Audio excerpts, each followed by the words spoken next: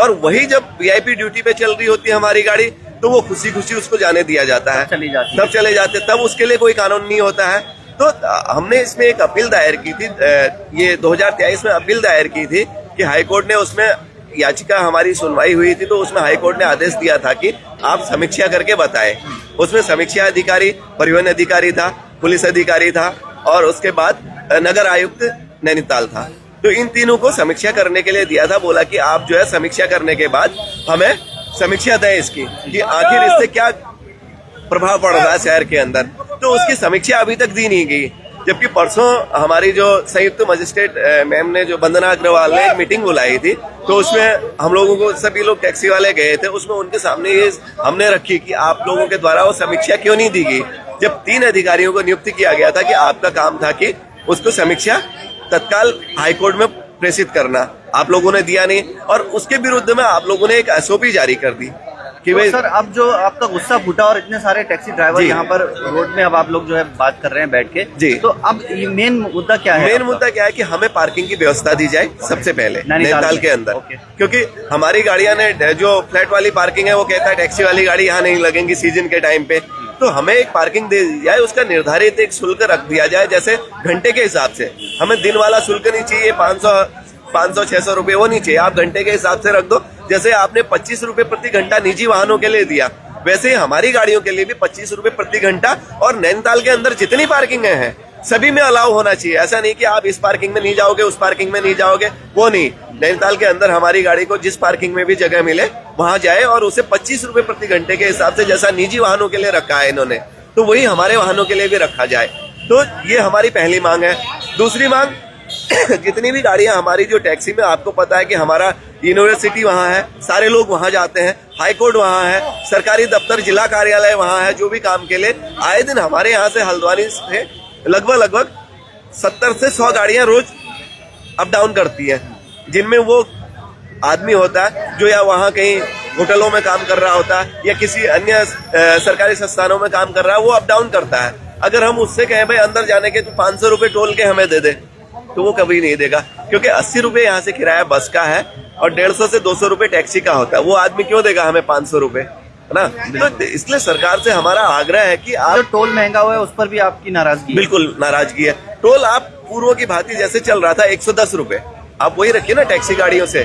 तो हमें तो किसी को हाईकोर्ट छोड़ना है, किसी को कॉलेज छोड़ना है, किसी को जिला कार्यालय छोड़ना है, तो हमारे तो सारी गाड़ियां जानी है, 100-150 रुपए में हम उसको एडजस्ट कर सकते हैं। लेकिन मैंने सुना है कि उसमें एक ही बार है, जितनी बार आप जाओगे अंदर उतनी बार आपको देना पड़ेगा, जितनी बार आप शहर के अंदर प्रवेश करेंगे, चाहे आप 12 पत्थर की तरफ से आए या चाहे आप ये नैनीताल की तरफ से जाए, तो आपको उतनी बार देना पड़ेगा। तो इसलिए आग्रह ये है कि भाई नगर पालिका ने जो भी अपनी सुविधा, नगर पालिका कहती है कि उनके ऊपर 15 करोड़ रुपए का कर्जा है।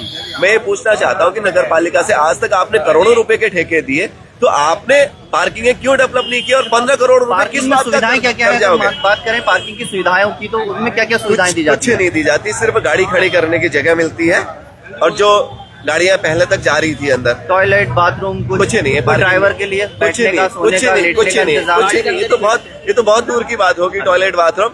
ये तो सबसे मेन चीज तो ये है कि वहाँ अंदर लगाने की जगह देते हैं। हम तो इस बात के लिए लड़ रहे हैं, टॉयलेट बाथरूम तो हमारा जो टैक्सी ड्राइवर है वो बेचारा तो उससे बहुत दूरी है उसकी, है ना?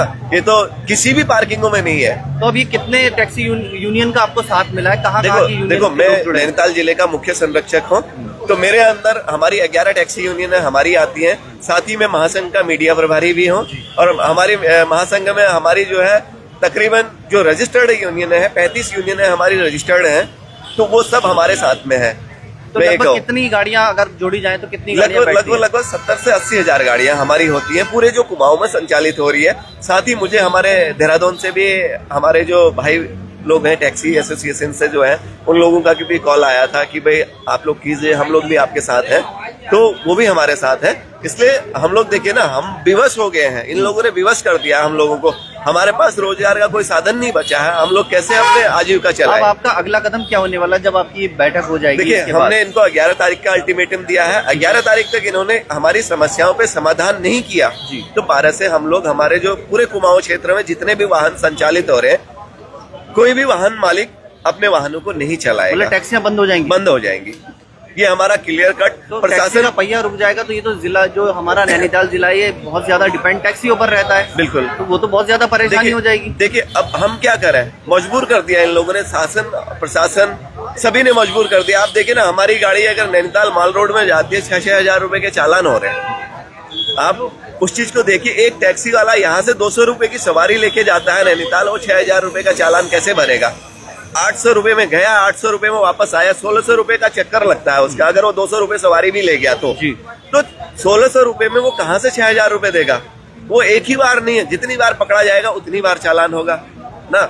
इसलिए जो है मैं ये कहना चाहता हूँ आप लोगों के माध्यम से, हमारे जो समाचार पत्रकार लोग आप लोग हैं, न्यूज चैनलों के माध्यम से, इनको जब अपने काम के लिए चाहिए होते हैं, सरकारी काम के लिए चाहिए होती है गाड़ियां, वीआईपी मोमेंट के लिए चाहते हैं, तो तब ये कहते हैं कि लेटेस्ट मॉडल चाहिए, नया चाहिए इनको ना। तो उस समय हाईकोर्ट के कानून की धज्जियां ये लोग क्यों उड़ाते हैं? तो हाईकोर्ट ने तो कानून किया 2017 के पास की गाड़ियां अंदर नहीं आएंगी ना। तो इनका मूवमेंट चलता है, बीच में हमारे राज्यपाल आए थे तो सारी नई गाड़ियां गई ना, वीआईपी मूवमेंट चलता। अभी देखिए चुनाव के लिए समीक्षा अधिकारी जो भी हमारे ऑब्जर्वेटर होंगे तो उनके लिए नई गाड़ियां जाती है, कहते हैं 2025 की डिमांड होती है, 2024 की डिमांड होती है इनकी। क्योंकि पिछली बार जब लोकसभा चुनाव में हमारी गाड़ियां, कुछ गाड़ियां 2017-18 मॉडल जो इनोवा क्रिस्टा थी, इन्होंने ऑब्जर्वर के लिए कैंसिल कर दिया, बोला ये बहुत पुरानी होगी। तो ऑब्जर्वर पूरे नैनीताल जिले में घूम रहा है और नैनीताल शहर में भी जा रहा है, बाहर भी जा रहा है, तो सारी जगह। तो उस समय हाईकोर्ट के कानून की क्या इन्होंने उसकी कानून को माना? नहीं माना। अगर उसी काम के लिए हम अपनी सवारी को